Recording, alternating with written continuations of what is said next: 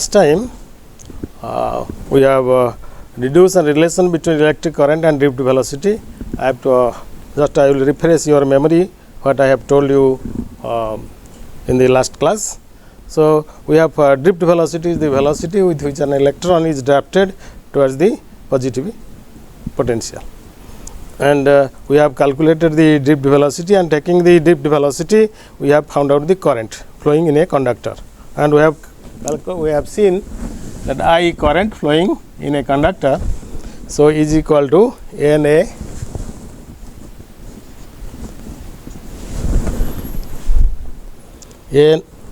E square tau NA square tau by ml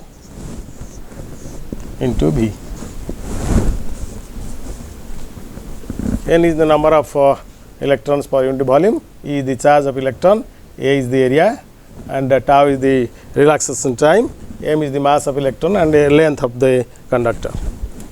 And that also we have denoted this as 1 by r into V, where where 1 by r is equal to Ne square A tau by ml, or r is equal to ml by N square A tau, which r is called as the resistance of the conductor. This r is called as the resistance of the conductor.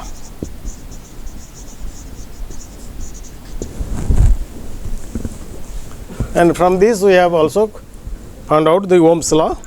The tau is dependent on temperature. So temperature, if this tau is constant, then this is a constant quantity. This N is constant, E charge of electron, area, mass, length. So they are all constant quantity. So it only depends on the tau relaxation time. So temperature, when it is constant, then R remains constant. So B is equal to I into R. This is Ohm's law. Temperature remaining constant, the voltage or potential difference across through ends of a conductor is directly proportional to current, or current is directly proportional to the potential difference. And then I have also told you regarding ohmic conductor, non-ohmic conductor. Ohmic conductor is one which obeys Ohm's law, and non-ohmic is one which does not obey the Ohm's law. This diode valve, triode valve, semiconductor device, they do not obey the Ohm's law, so they are known as non-ohmic conductor. And in Ohm's law, if you plot the graph between V and I, this is a straight line. That means the VI graph, if it is straight line, that obeys Ohm's law. If it is not a straight line, then it does not obey Ohm's law.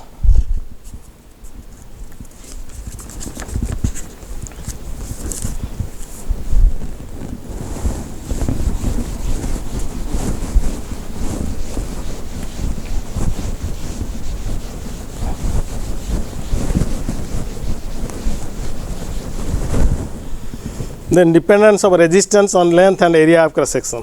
Dependence of length, dependence of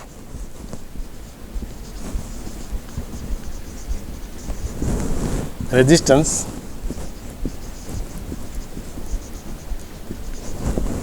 on length and area of cross section. Area of cross section.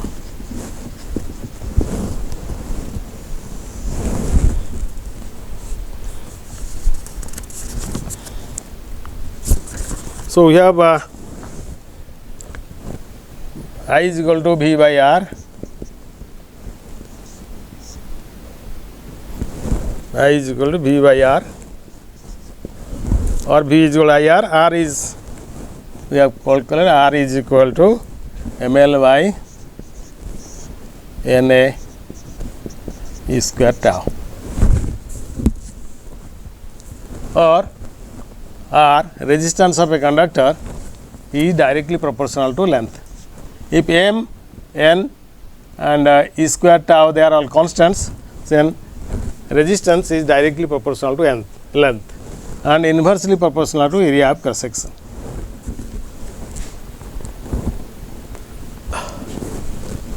Or that is, you can write as R is directly proportional to L by A, or R is equal to some constant into L by A, where rho is called specific resistance of the conductor.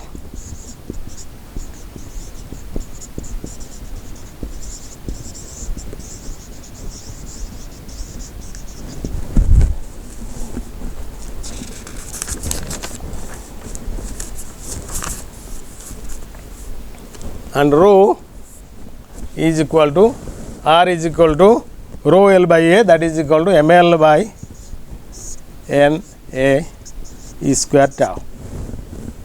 So if you compare these two, then rho will be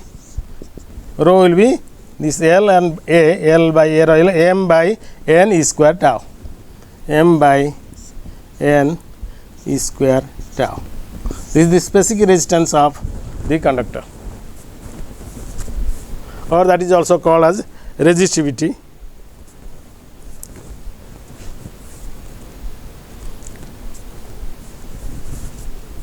Then dimension of resistance.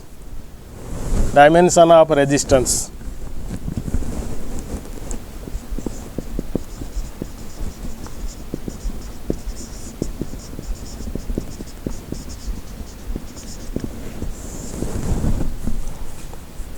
B is equal to IR, or implies R is equal to V by I. B is the work done per unit charge, Q into I. Work done by charge is the voltage, so that is equal to R is equal to W by Q into I. And so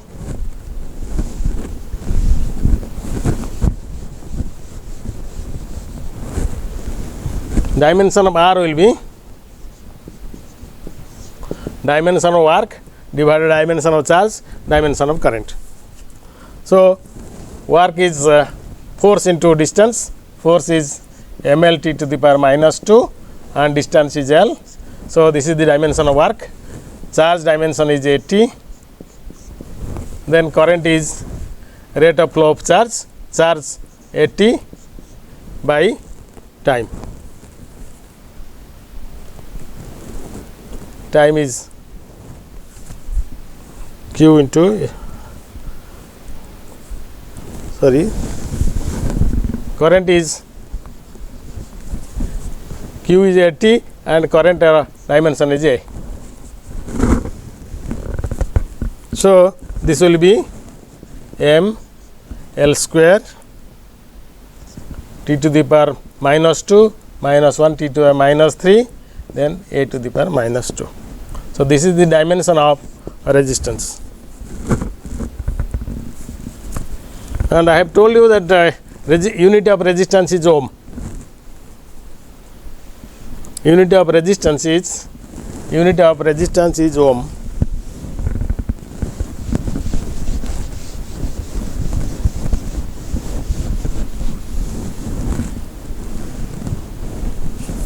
Unit of resistance is ohm, or write it, this is ohm sign.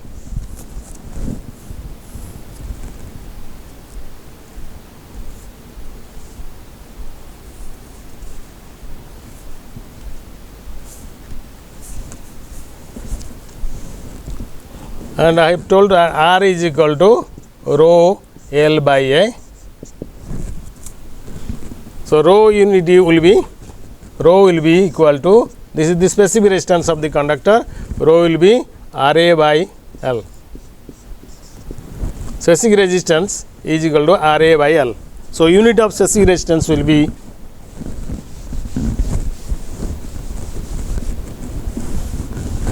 unit of specific resistance is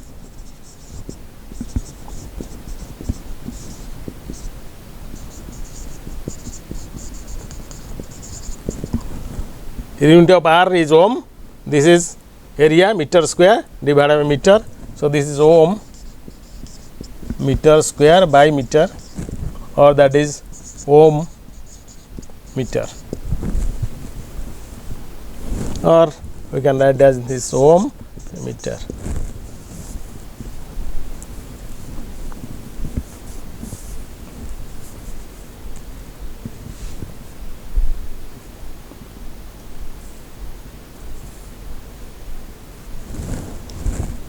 And reciprocal of resistance is called as conductance. Reciprocal of resistance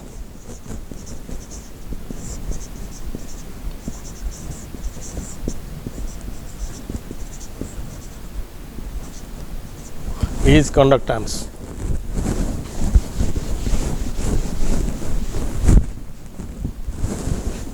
Is called conductance.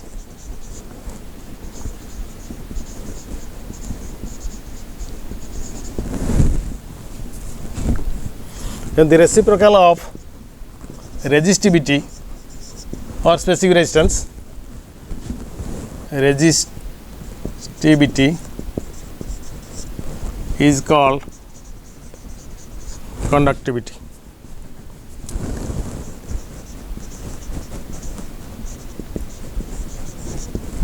Resistivity, or that is also called as specific resistance. Reciprocal of resistivity or specific resistance is called as conductivity. So, unit of conductance will be, unit of conductance is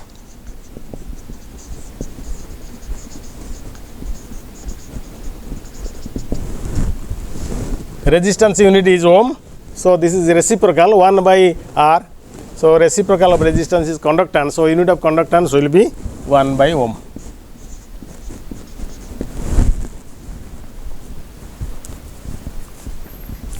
Or that is we write as ohm inverse, or that is you can just change it mho, or you can write as this is as ohm inverse or mho.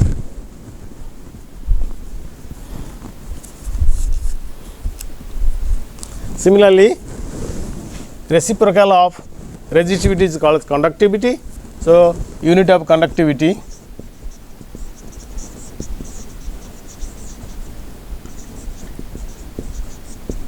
it is 1 by ohm meter, or that is ohm inverse meter inverse, or that is mho into meter inverse. Then we will study the variation of resistance with temperature. How does this resistance changes with temperature?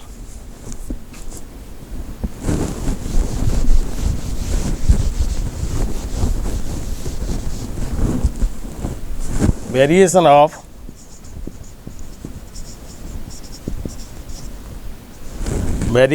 resistance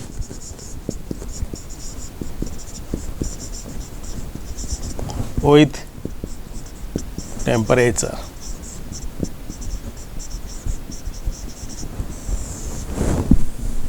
And we have seen that the resistance of a conductor R is equal to ml by Na is square tau.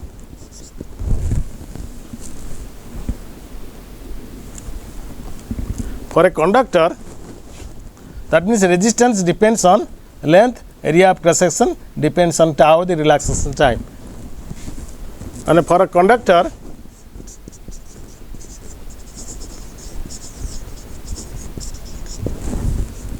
when temperature increases,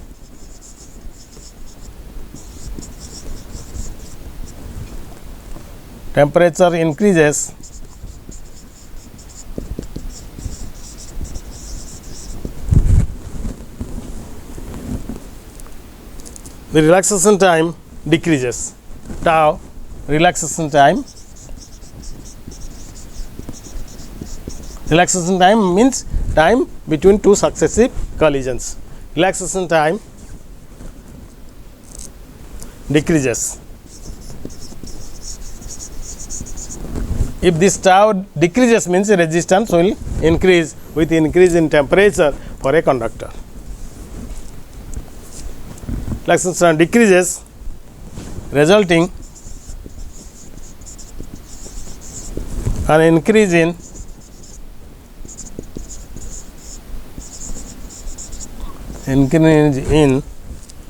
the resistance of a conductor.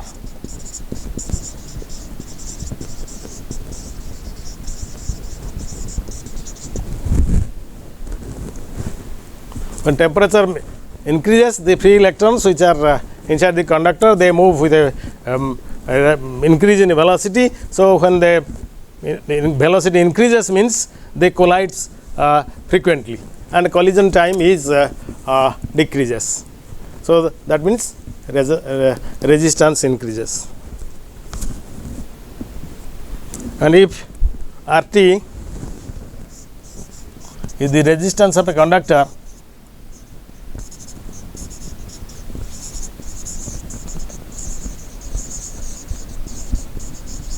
at temperature T degree centigrade, and R0 is the resistance of conductor at temperature 0 degree centigrade, then RT and R0 is given by relation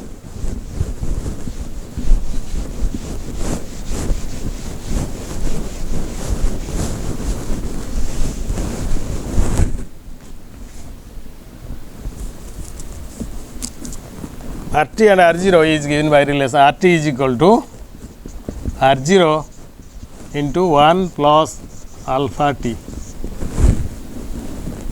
where alpha is called as temperature coefficient of resistance. Temperature coefficient of resistance.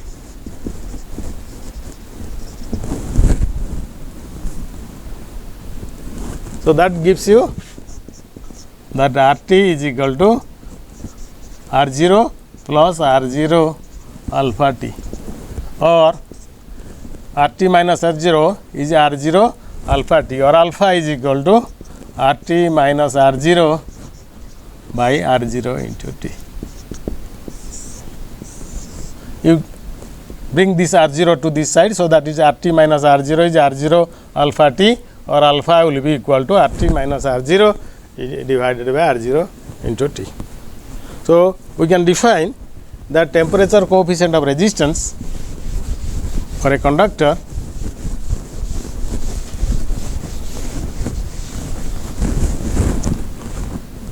then temperature coefficient of resistance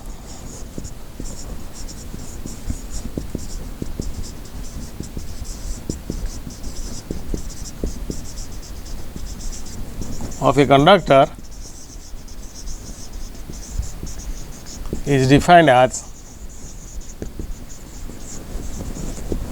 the ratio of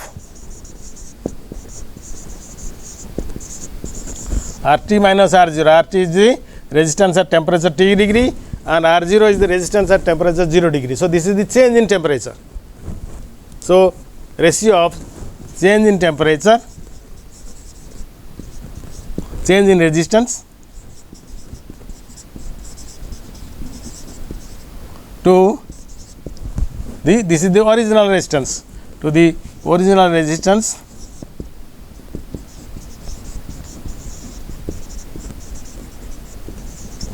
at 0 degree centigrade for unit rise in temperature.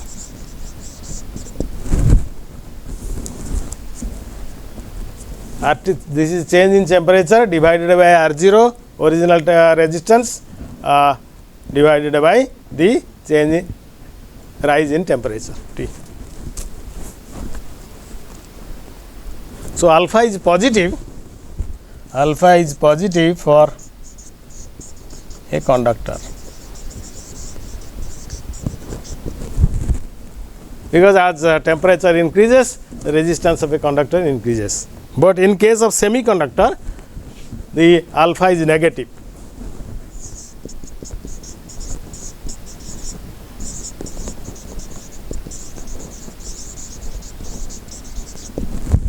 you can differentiate a conductor, semiconductor and insulator. For a insulator, resistance is very high, and for a conductor, resistance is small. So, in between a conductor and insulator, the material is called as semiconductor. Resistance is in between a conductor and a insulator. And for a semiconductor, germanium, silicon, they are called as semiconductor. So, in case of germanium and silicon, so when the temperature increases, the resistance of the semiconductor decreases. So, alpha is negative for a semiconductor, and there are some alloys where alpha is independent of temperature. So, that means alpha is 0 for some alloys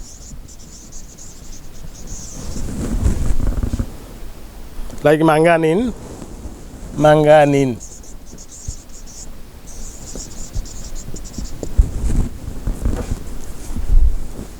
And unit is alpha is, this is resistance. So, ohm divided by ohm, temperature is 1 by degree centigrade. So, unit of alpha is 1 by degree centigrade or 1 by degree Fahrenheit, whatever may be. Because ohm cancels, change in resistance is ohm. So, this is the ohm cancels. So, 1 by degree centigrade is the unit of alpha.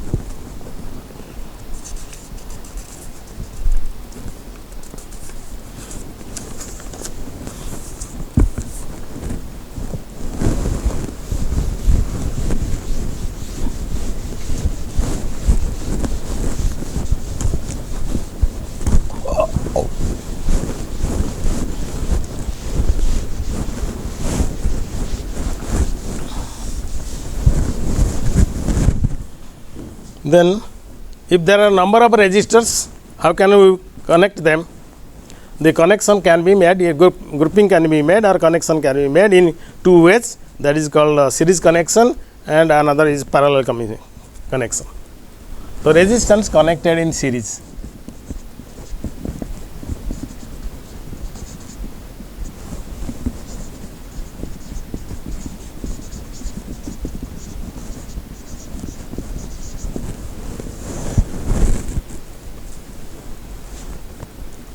So, resistance are said to be connected in series.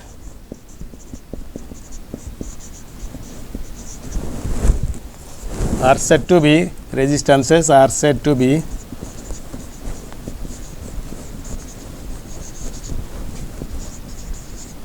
connected in series if same current passes through all of them. Same current passes or flows through all of them.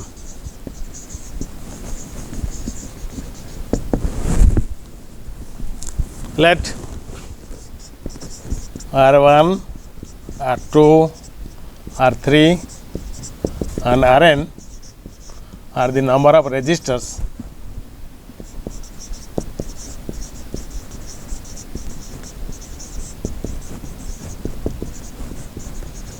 resistances are called as resistors.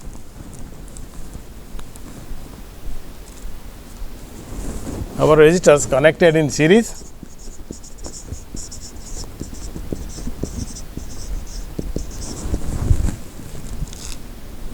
and let V1, V2, V3, Vn are the voltage drop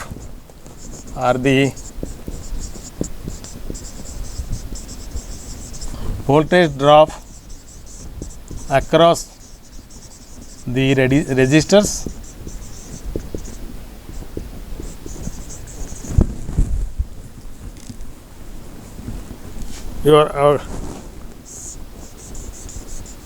This is the series connection because all the same current flows through all the resistances.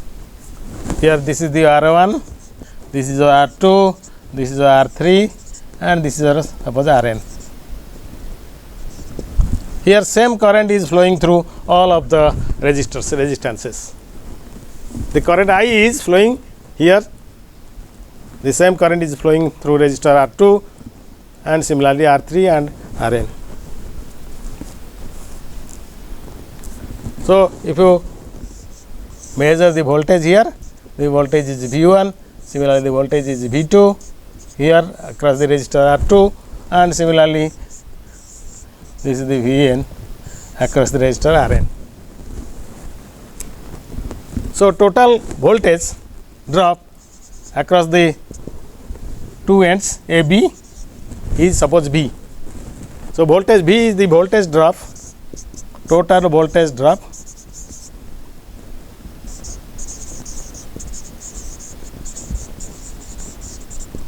due to combination of all resistors. Then V will be equal to total voltage across this end A and B will be equal to, if it is V, so that is equal to V1 plus V2 plus V3 up to Vn. V1 plus V2 up to Vn. This is equation 1. And according to Ohm's law, we said V is equal to V1 is equal to, according to Ohm's law,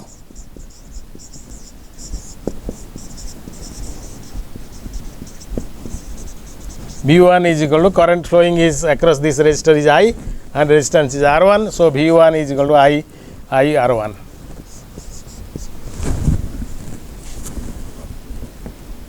And similarly, V2 is I R2 and similarly Vn is equal to I into Rn.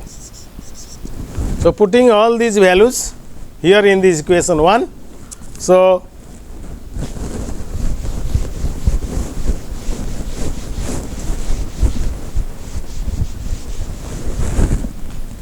putting V1, the value of V1, V2, V3, that is equal to IR1, IR2, IRN in equation 1. So, we get the total voltage V is equal to V1 is IR1, V2 is IR2 and similarly this is equal to IRN.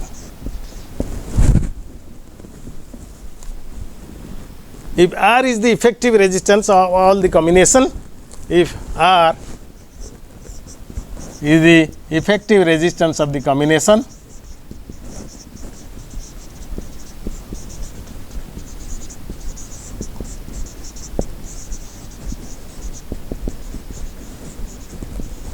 combination of all resistors connected in series, then and voltage drop across through last two ends AB is V is equal to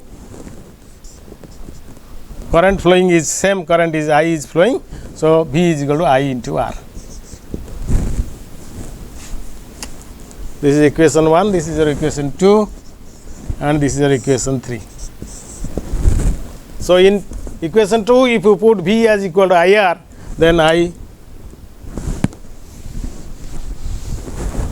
IR is equal to IR1 plus IR2 then IRN. So, here you see the I is everywhere. So, you can take common. So, that means this gives you R is equal to R1 plus R2 up to Rn.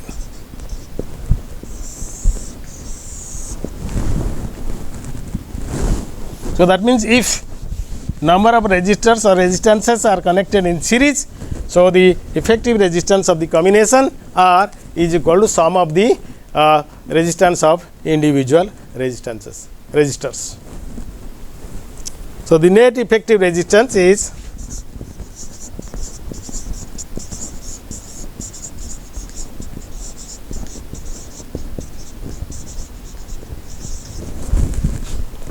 in series is equal to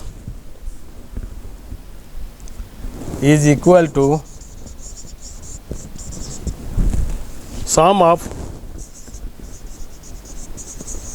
their individual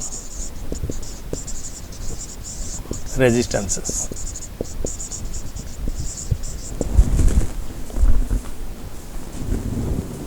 Then resistance connected in parallel.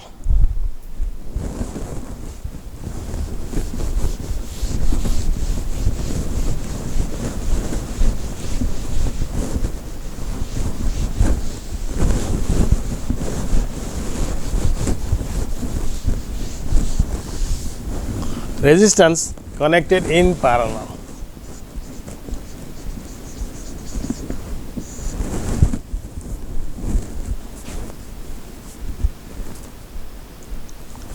So the resistance are said to be connected in parallel. The resistances are said to be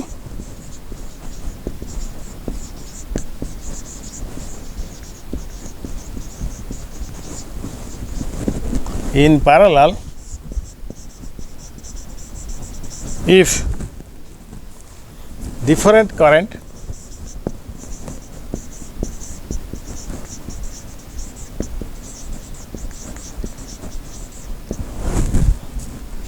flows through them.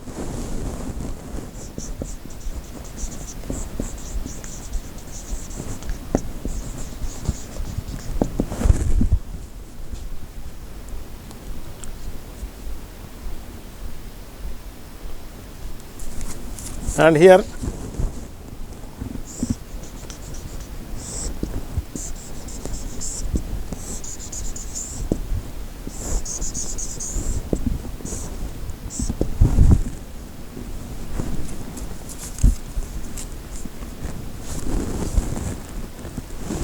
so this is connected to a battery.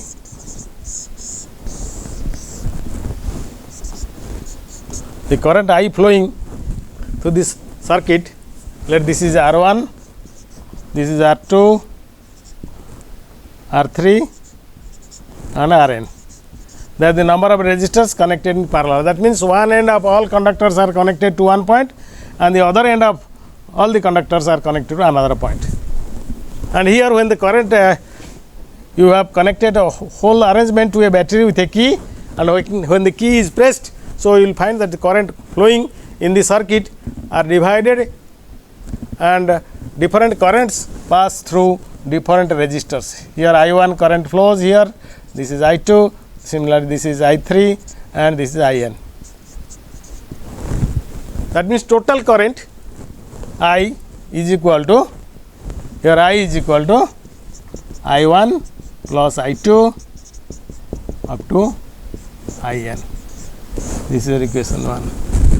But you see that if you consider this point as A and this point as B, so voltage drop between these 2 points are same.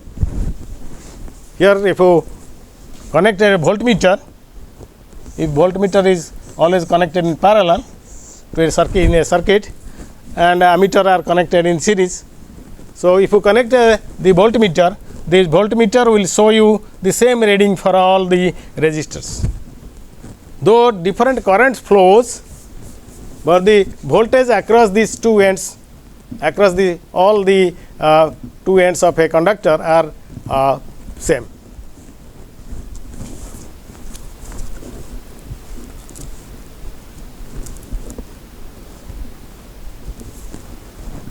So here Ohm's law, according to Ohm's law,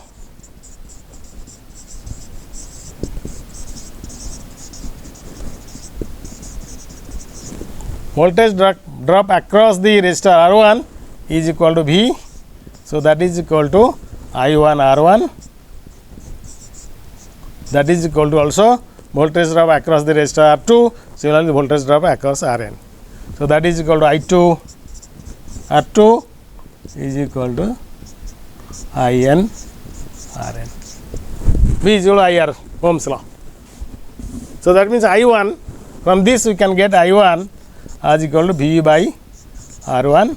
Similarly, I2 is equal to V by R2, and similarly IN is equal to V by Rn.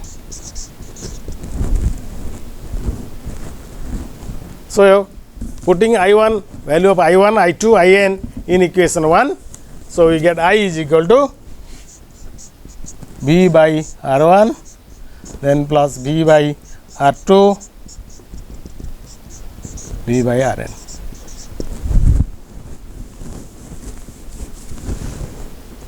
If this is the equivalent circuit is like this, so this all the resistors connected in parallel is equal to 1, so that resistance is equal to R, that is the effective resistance of the combination. Then the current I is flowing here, and here the voltage drop is also V.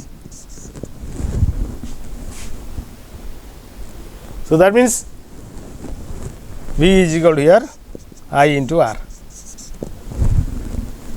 or I is equal to V by R, where R is the effective resistance of all the combinations which are connected in parallel.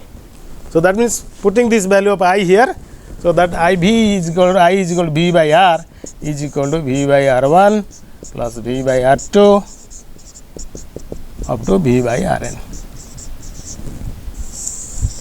So V cancels everywhere. So you have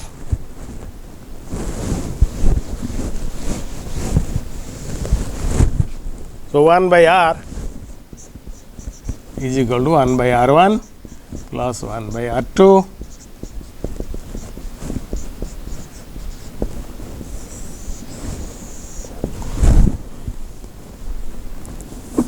that means the reciprocal of the effective resistance of the combination is equal to sum of the reciprocals of the individual resistances when they are connected in parallel. The reciprocal of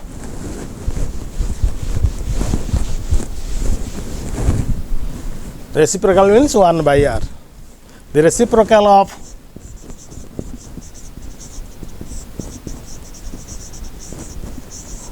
effective resistance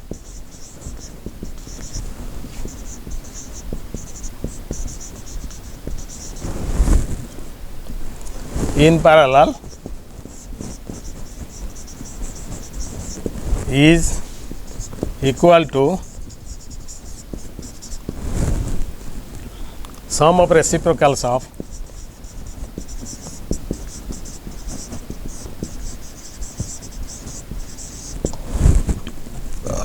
individual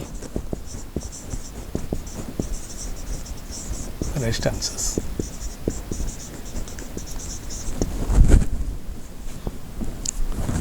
So we have also told you regarding the capacitors. So in capacitors, when the capacitors are connected in parallel, so the effective capacitance is equal to sum of the capacitance of individual resistors. In parallel connection resistance, it is 1 by R is equal to 1 by R1 plus 1 by R2 plus 1 by Rn. But in case of capacitors connected in parallel, so this will C will be C1 plus C2 up to Cn.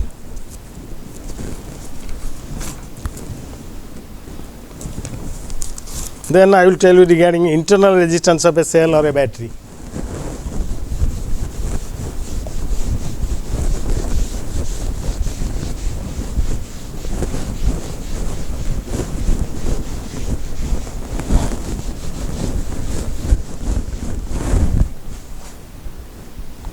Internal resistance. Internal means inside. Internal resistance of a cell or battery. The resistance offered by a cell, resistance is opposition. Resistance offered by a cell or a battery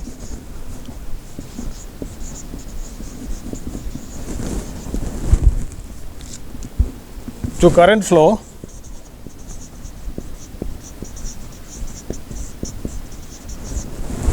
is called internal resistance. Is called internal resistance of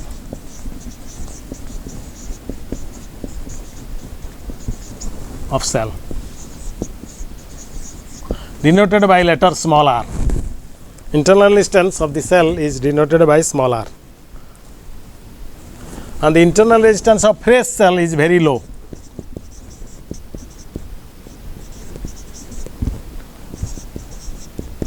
Not used. Fresh cell means not used. internal resistance of fresh cell is very low, calm, but after use, on using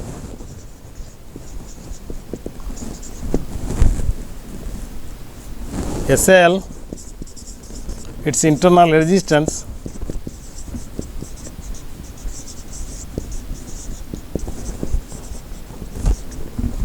goes on increasing.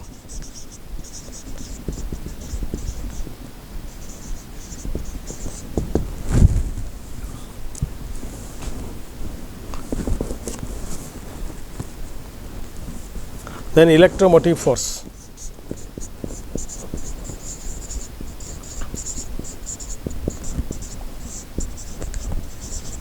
Short it is called as EMF. EMF, electromotive force, that is denoted by letter E. E is the electromotive force, EMF of the cell. Define electromotive force means work done. Electromotive force is defined as the work done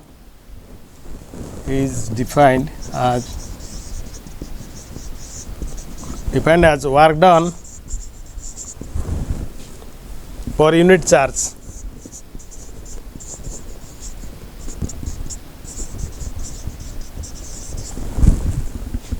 to take the charge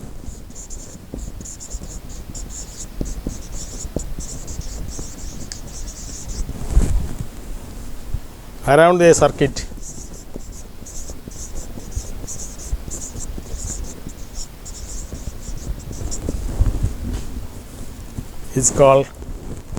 is defined as the amount of work done per unit charge to take the charge around a circuit. EMF is, that is E is equal to WI work per charge, W by Q. So unit of EMF is work unit divided by charge unit. Unit of EMF is joule by coulomb.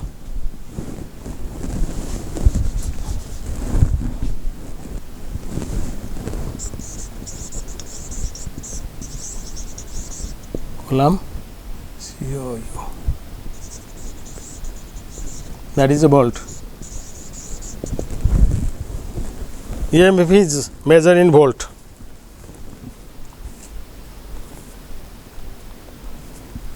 A voltmeter connected directly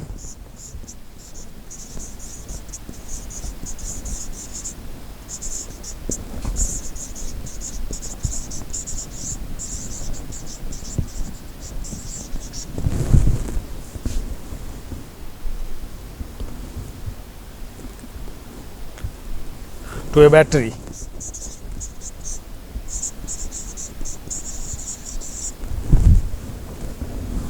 voltmeter is always connected parallel to a battery or cell.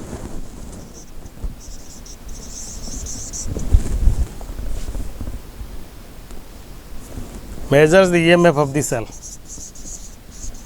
Measure the EMF of cell. That means it is connected parallel to the battery. Like this, suppose this is a battery. Voltmeter is directly connected like this to a battery. This is the battery. The voltmeter reading is the EMF of the cell. Then what is potential difference? What is the difference? Then we will tell what is the difference between EMF and potential difference. Then potential difference is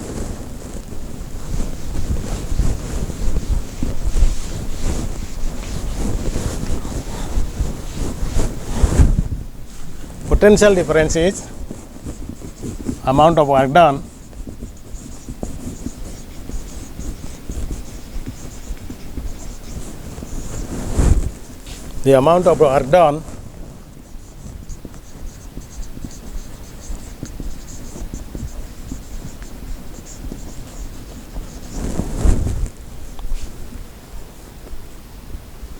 in bringing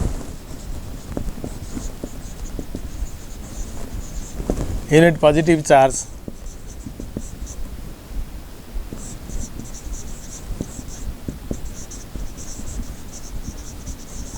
from one point to another. This is the work done in making unit positive charge from inside in a closed circuit. But this is only the amount of work done in bringing unit positive charge from one point to another in an electric circuit. And unit of potential difference is same as the unit of EMF, that is equal to joule by coulomb, or that is equal to volt. Then difference between EMF and potential difference. This is the definition of electromotive force and potential difference, and we will study the difference between them.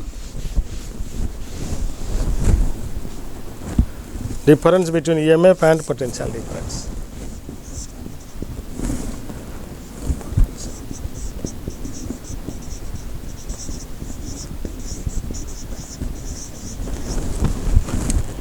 Between EMF E and potential difference.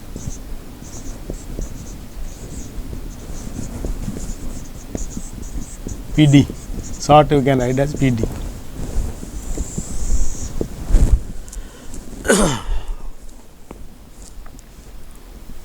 So electromotive force, first difference is electromotive force is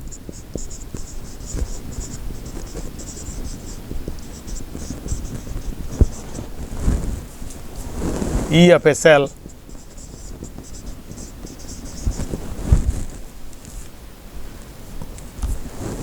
is the reading of the voltmeter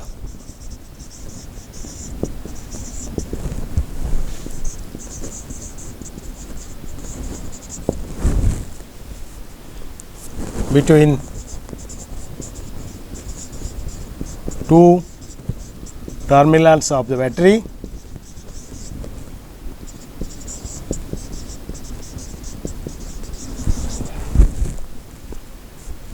when the cell is in open circuit. When cell is in open circuit.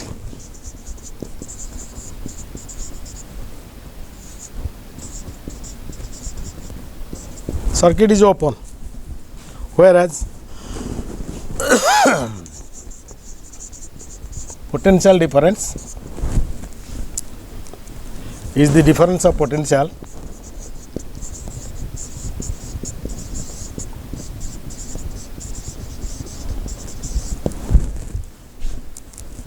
between two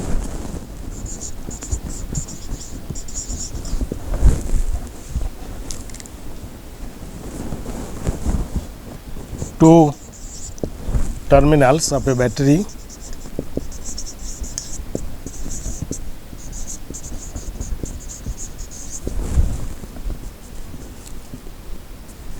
in a closed circuit.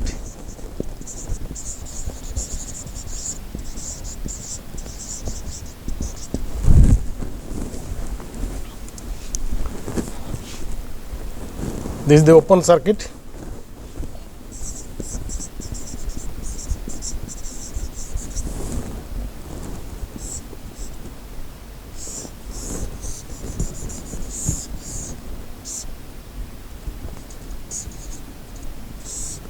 This is the open circuit because that key is not closed and voltmeter reading is here.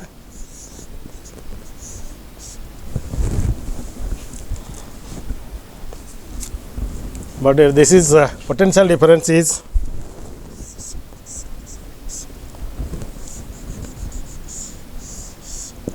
this is the internal resistance of the cell, current I is flowing, this is the resistance, this is the EMF, and let R is the internal resistance, R small r is the internal resistance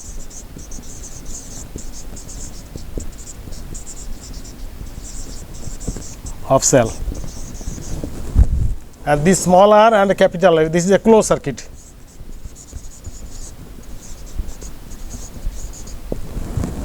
And here total resistance of the circuit here is total resistance in closed circuit is equal to capital R into small r, because they are in series. This resistance and the internal resistance of this cell, they are in series. So total resistance is the R, capital R plus small r, and EMF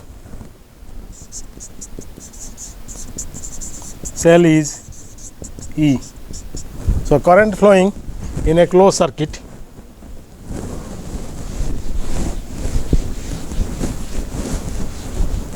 So current flowing is, according to Ohm's law, I, the current flowing is equal to EMF by total resistance.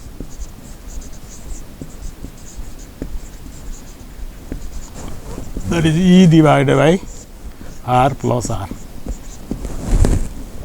or E is equal to EMF of the cell is equal to IR capital R into I of small r. So this is the potential drop here V1, and this is the potential drop here, that is V2. So that means this is equal to V1 plus V2. That is the potential difference PD across capital R across resistors R, and this is plus the potential difference across internal resistance small r.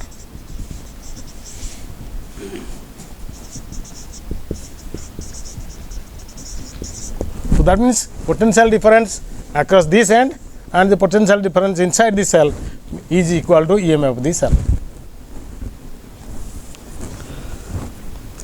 And unit of EMF and potential difference are same, that is volt. EMF is the cause and the potential energy is the effect. And EMF is greater than the potential difference. And EMF is measured by the motion of charge around the circuit, whereas potential is different. Potential difference is measured by motion of charge between 2 points. So these are the difference between potential difference and the EMF of a cell.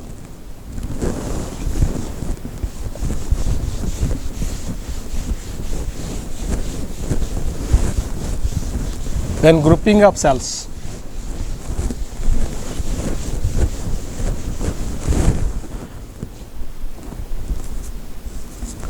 Grouping of cells.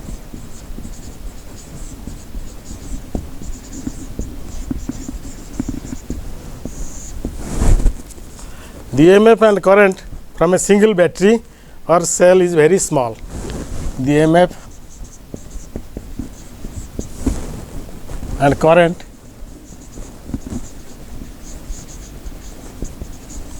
of a single battery, single battery is very battery or cell is very small. If you take the example of a pencil battery, so the EMF of that pencil battery is 1.5 volts and current is 1/8 of ampere. So that means very small. To obtain higher voltage and high current, cells are grouped.